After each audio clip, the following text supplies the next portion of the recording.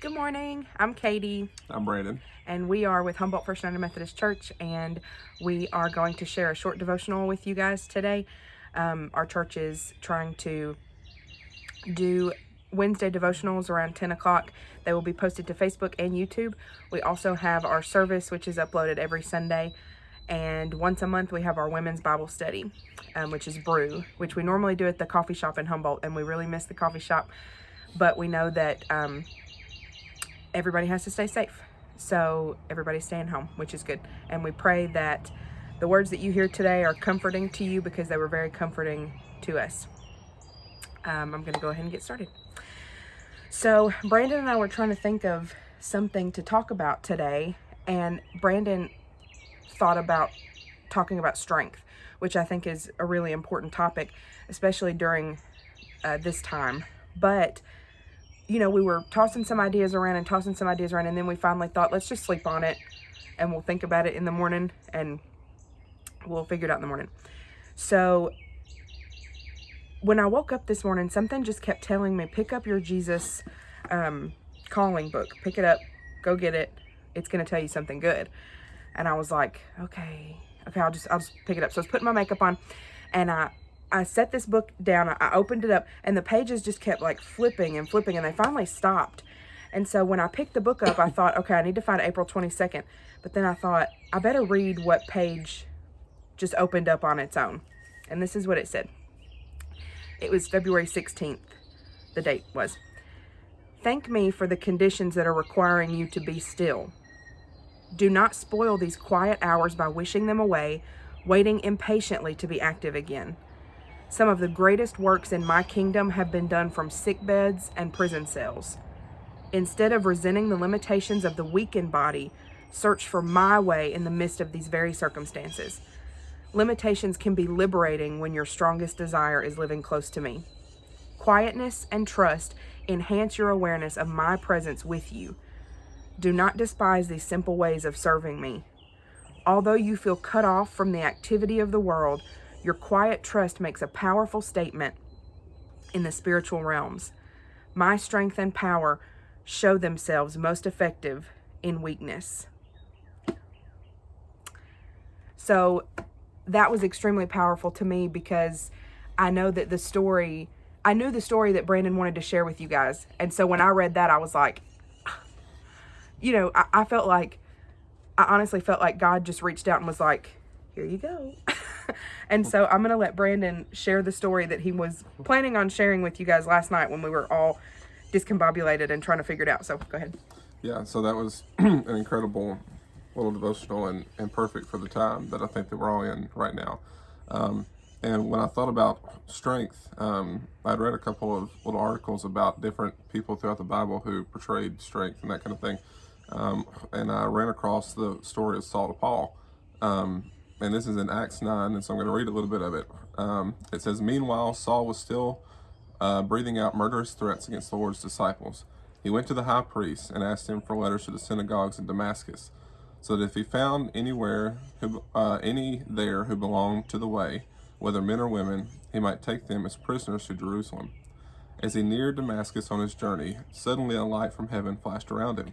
He fell to the ground and heard a voice say to him, Saul, Saul, why do you persecute me? Who are you, Lord? Saul asked. I am Jesus whom you are persecuting, he replied. Now get up and go into the city, and you'll be told what you must do. So, in this story, Saul was spending time trying to arrest the followers of Christ. He was on his way to Damascus to actually arrest more, and they were persecuting these people, him and his followers were, throughout these different cities. And so, while he's on the road, he's actually met by God, and long story short, he's blinded by this great light that he sees, and he hears the voice of God. And so he's actually told to continue his journey and go to Damascus, but that he's going to be told what to do once he gets there. So his agenda that was set out is completely flipped. And so what I took from this was just the fact that you have to have this inner strength in times like this that are uncertain, that you just can't seem to necessarily find the right way to navigate through times where you're not sure what the end is, what what the goal is. And so his followers eventually led him after he was blinded by the light. He did not eat or drink for 3 days. This is also a deal where he was not only mentally weak and mentally kind of taken out of his situation, but he was also physically weak. In this text, 3 days without food or water. I've never gone that long, and I can't imagine. I mean, people who have fasted and done things like that. There's no telling how much strength you actually lose physically from doing that. So he didn't eat or drink for 3 days. God speaks to Ananias, who's a disciple of the Lord's, and says to go to him and lay hands on him, for he's the instrument, and I'll use him to preach the gospel. So once Ananias touched him, he did, and the scales fell off his eyes. He had been blinded by this light for 3 days. So no food or water, blinded. I can't imagine what that would have been like.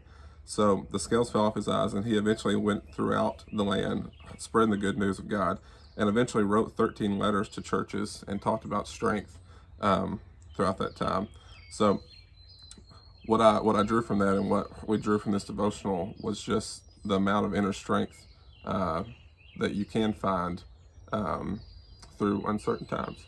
So. Well, and through, I mean, blind trust. You know, we always have heard that statement that you have to be blind to the world and focus solely on God. And so God literally forced Saul to do that by causing him to be blind, and he had to trust solely and completely on God to lead him through, and he did. Yeah. And after that, look at, just once again, it's an example of God taking something bad and using it for good. I wanted to finish up. I did read the Jesus Calling devotional that was meant for today, and I want to share that one too, because it paired nicely with this one. So anyway, to finish up, excuse me, to finish up the February 16th, it says that God desires to use you even in your less active times for his glory and his purposes. Explore how this changes your outlook when you are tempted to be discouraged. And I think that all of us right now, especially, it's really easy for us to be discouraged because we're really used to seeing people. And honestly, we all feel like part of God's calling is to put us out into the world and send us places. Be God is telling us clearly that your quietness and your stillness will still be used for my kingdom. It will still be used to glorify me. And I think that during this time, you know, I know that something I struggle with is I always want to pray more for people. I always know somebody that needs prayer. I need prayer. You know, I should be praying for Brandon more, my family, my friends. And I think that this is a time where we can really do that. You know, spend your time in solace with God. And I think that's what he's calling us to do here. But I do want to read the devotional that was meant for today because it paired really nicely with this one. 22nd. Okay, so April 22nd. Listen to me continually. I have much to communicate to you. So many people in situations in need of prayer. Okay, sorry. I said it'd take a minute. I am training you to set your mind on me more and more, tuning out distractions through the help of my Spirit. Walk with me in holy trust, responding to my initiatives rather than walking to make things fit your plans. I died to set you free, and that includes freedom from compulsive planning. When your mind spins with a multitude of thoughts, you cannot hear my voice. A mind preoccupied with planning pays homage to the idol of control. Turn from this idolatry back to me. Listen to me and live abundantly. He is speaking to you. He's speaking to you of his plans for this day. So what we're going to encourage you to do today is to truly set aside some time today for God. Truly set aside some time in your life to be alone and listen to him. He will speak to you. He'll tell you who you need to pray for. Even if it's sitting in your home all day today, he will talk to you. even from the four walls of your home. Wherever you are, he is ready to speak to you. He's ready to give you something to do for the kingdom. So we encourage you to listen, and we encourage you to find that inner strength, especially during this time, because we won't get through anything without having the strength of God in our life. And Brandon, I want you to share your favorite Bible verse before we close our devotional out. So ever since I was a little boy, my favorite verse has always been Philippians 4:13, and it says, "I can do all things through Christ who strengthens me." And I think that no matter what situation you're in, that resonates. But definitely in these times now, it resonates even more. So, because our flesh is weak, and God is ultimately strong. He is the ultimate healer, mind, body, and spirit. Rely on Him during this time. And we will be praying for you guys. If you guys have prayer requests, feel free to drop them below in a comment, because Brandon and I are also going to take the encouragement from Jesus Calling today, and from God, to set aside some alone time with Him today, to be in prayer and to be in reverence. So we love you guys, and we pray that you have a blessed week.